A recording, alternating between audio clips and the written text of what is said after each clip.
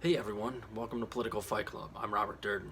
In this episode, we're going to be starting a new book, Dreamland. This is the one you guys voted for, and I've already read the first 5 chapters. It's wonderful. In this episode, we will just read the preface and the introduction. The preface just talks a little bit about Dreamland, which is actually a swimming pool or a swimming facility in rural Midwest America. And then the introduction is about a family named the Schoonovers, who one of their 2 boys gets addicted to black tar heroin and how they dealt with it, and it sets up the book quite nicely.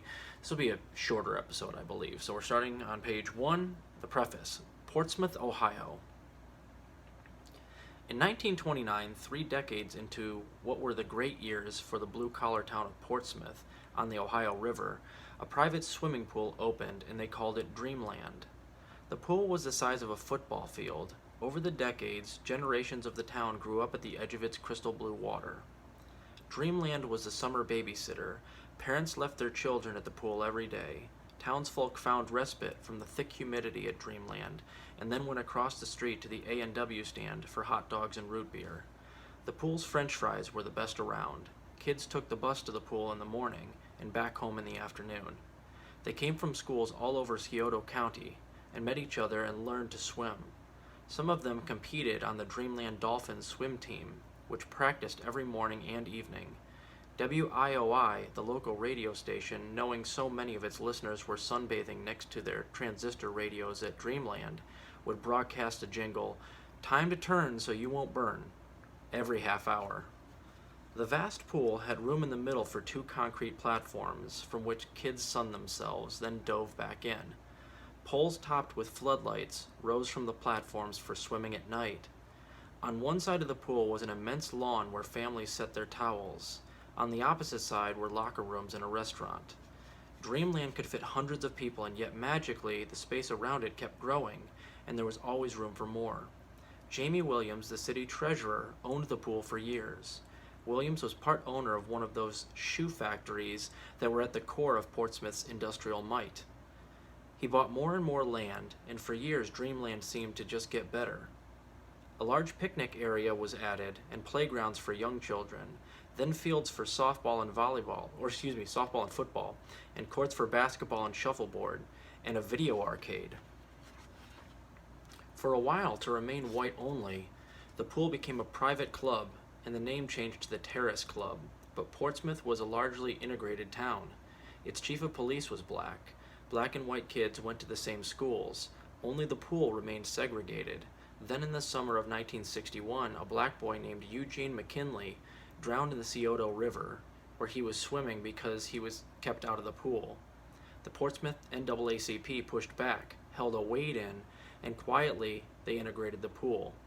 With integration, the pool was rechristened Dreamland, though blacks were never made to feel particularly comfortable there. Dreamland did wash away class distinctions, though. In a swimming suit, a factory worker looked no different from the factory manager or the clothing shop owner. Wealthy families on Portsmouth's hilltop donated money to a fund that would go to pay for summer passes for families from the town's East End, down between the tracks and the Ohio River. East End river rats and upscale hilltoppers all met at Dreamland. California had its beaches. Heartland America spent its summers at swimming pools.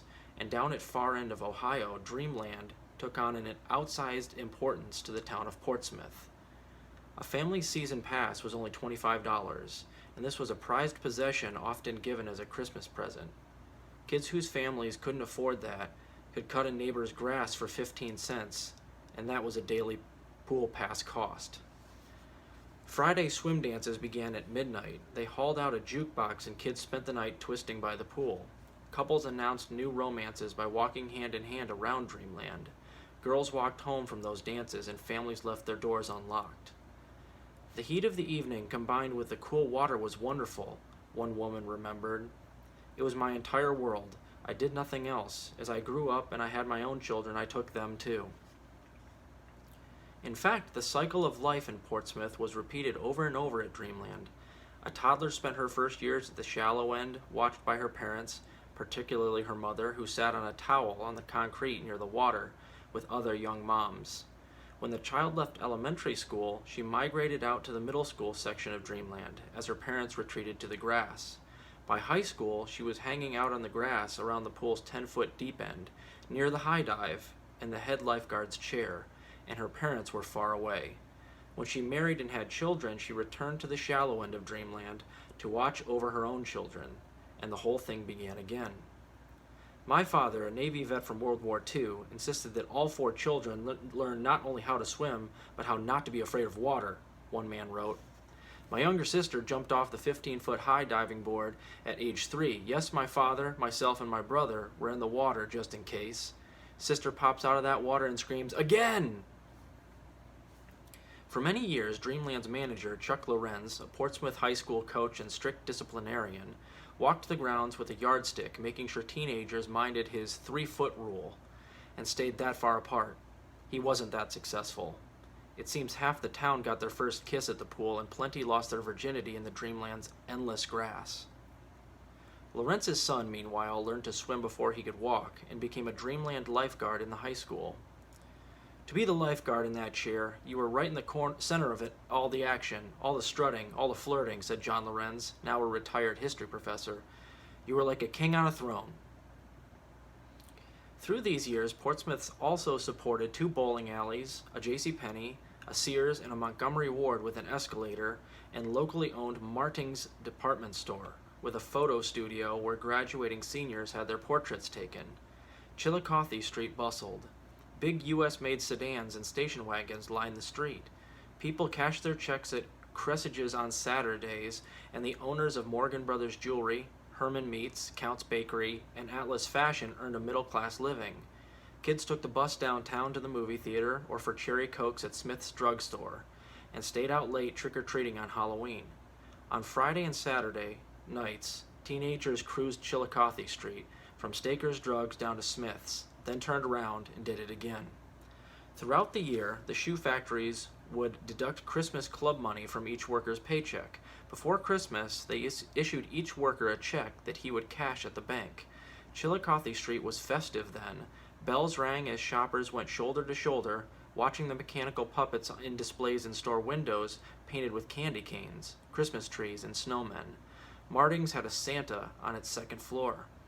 So in 1979 and 1980, Portsmouth felt worthy to be selected as an all-American city. The town had more than 42,000 people then, very few were wealthy, and the U.S. Labor Department would have gauged many Portsmouths poor, but, quote, "We weren't aware of it, nor did we care," one woman recalled. Its industry supported a community for all. No one had pools in their backyards. Rather, there were parks, tennis and basketball courts, and window shopping and levees to slide down. Families ice skated at Millbrook Park in winter and picnicked at Roosevelt Lake in the summer, or sat late into the evening as their kids played kick the can in the street. My family used to picnic down by the Ohio River in a little park where my dad would push me so high in the swings I thought I'd land in Kentucky, another woman said.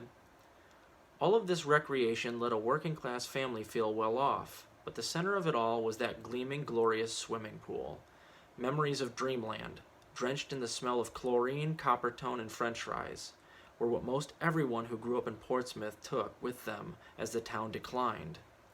2 Portsmouths exist today.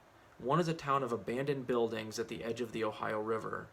The other resides in the memories of thousands in the town's diaspora who grew up during its better years and return to the actual Portsmouth rarely, if at all. When you ask them what the town was back then, it was Dreamland. Now the introduction, and as you can see, it's extremely well written. I'm super excited that we chose this book, by the way. Page 5. In the middle-class neighborhood on the east side of Columbus, Ohio, where Miles Schoonover grew up, the kids smoked weed and drank.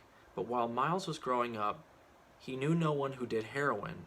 He and his younger brother, Matt, went to a private Christian high school in a Columbus suburb. Their father, Paul, co-owns an insurance agency. Ellen Schoonover, their mother, is a stay-at-home mom and a part-time consultant.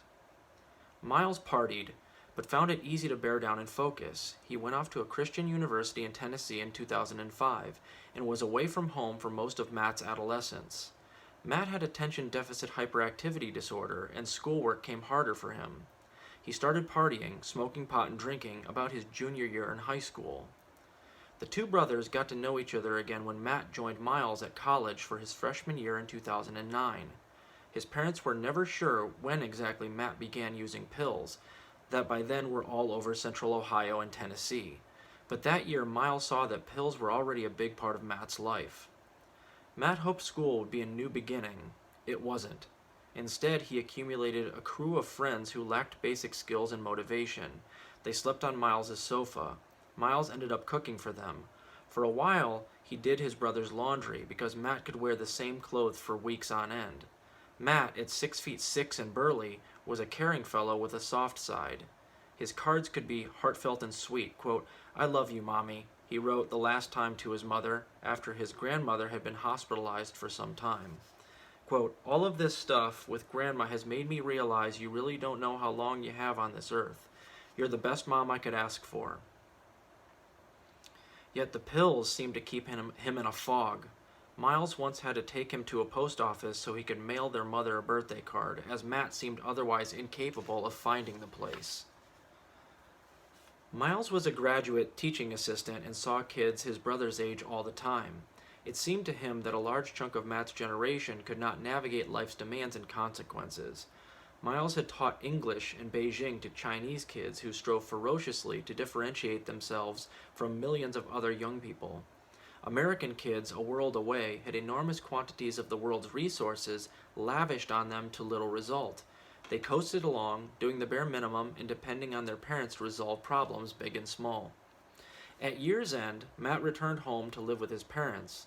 Miles spent the next years at Yale getting a master's degree in Judaic and Biblical Studies, and never knew all that happened later. At home, Matt seemed to have lost the aimlessness he displayed in college. He dressed neatly and worked full-time at catering companies. But by the time he moved home, his parents later realized he had become a functional addict, using opiate prescription painkillers and Percocet above all. From there, he moved eventually to OxyContin, a powerful pill made by a company in the small state of Connecticut, Purdue Pharma.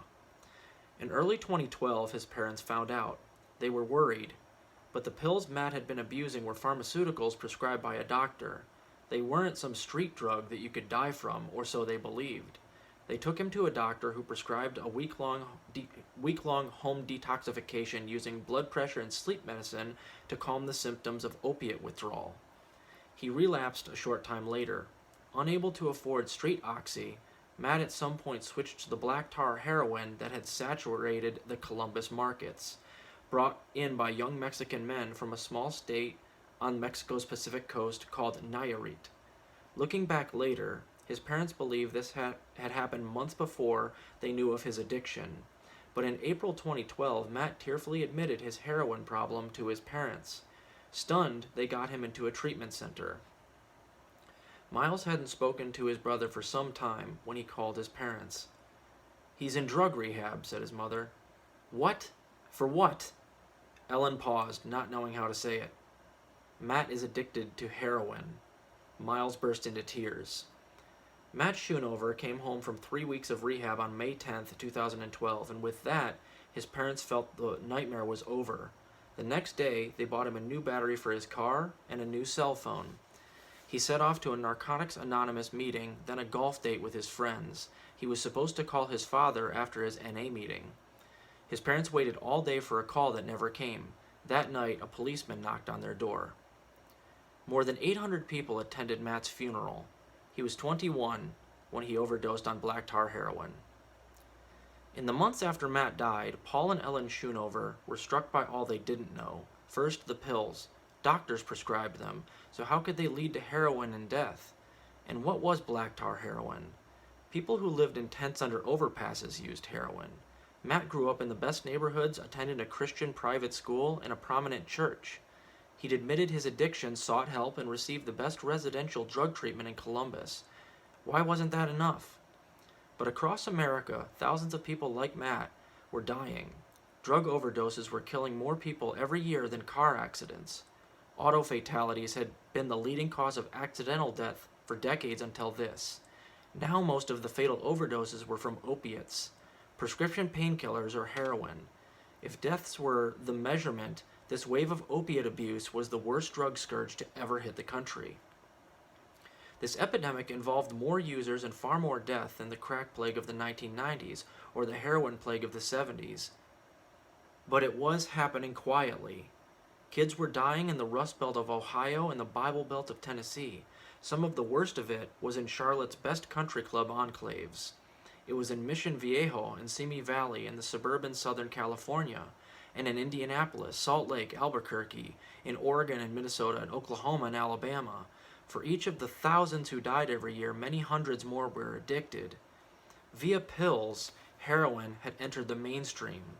The new addicts were football players and cheerleaders. Football was almost always a gateway to opiate addiction. Wounded soldiers returned from Afghanistan hooked on pain pills and died in America. Kids got hooked in college and died there. Some of these addicts were from rough corners of rural Appalachia, but many more were from the U.S. middle class. They lived in communities where the driveways were clean, the cars were new, and the shopping centers attracted congregations of Starbucks, Home Depot, CVS, and Applebee's. They were the children of preachers, the sons of cops and doctors, the children of contractors and teachers and business owners and bankers. And almost everyone was white. Children of the most privileged group in the wealthiest country in the history of the world were getting hooked and dying in almost epidemic numbers from substances meant to, of all things, numb pain. What pain?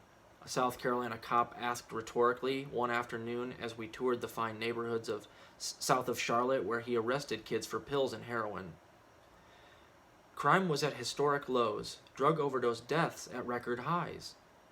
A happy facade covered the disturbing reality. I grew consumed by this story. It was about America and Mexico, about addiction and marketing, about wealth and poverty, about happiness and how to achieve it. I saw it as an epic woven by threads from all over. It took me through the history of pain and a revolution in U.S. medicine. I followed the tale through a small town of sugarcane farmers in Nayarit, Mexico, and a town of equal size in the Rust Belt of southern Ohio. The story transported me through Appalachian Kentucky and the gleaming suburbs of the cities that most benefited from our age of excess that began in the 90s. I met cops and addicts, professors and doctors, public health nurses, pharmacists, as I tried to follow the threads. And I met parents. On New Year's Day 2013, I was in Covington, Kentucky, and beginning full-time research on this book. The only place open for lunch was Urban Thelma's Tavern, a cozy, darkened place for chili. Inside were a dozen members of a family celebrating a girl's birthday.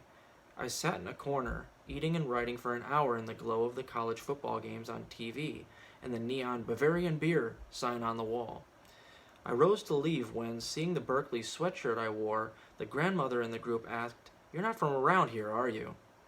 I told her I was from California. She asked why I was so far from home. I told her I was just beginning to research a book about heroin and prescription pill abuse.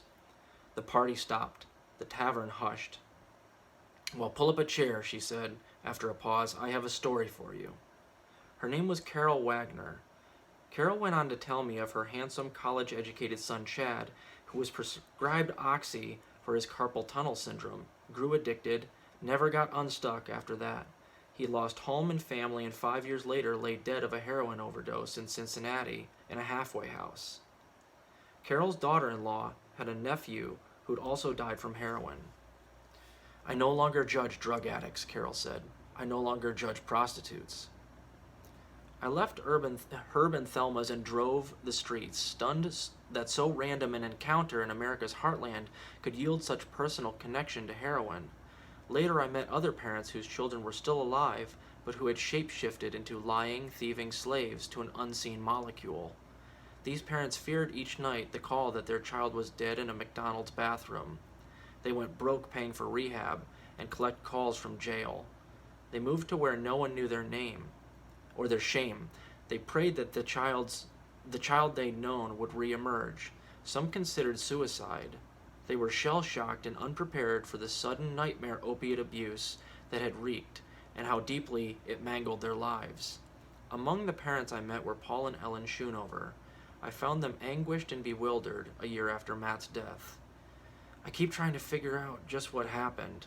Why did our lives become so devastated? Paul Schoonover said to me the day we first got together at his insurance agency in Columbus. How could this have happened? Here's how. Alright, we will start chapter 1 tomorrow. Keep fighting that good fight, guys. Talk to you later.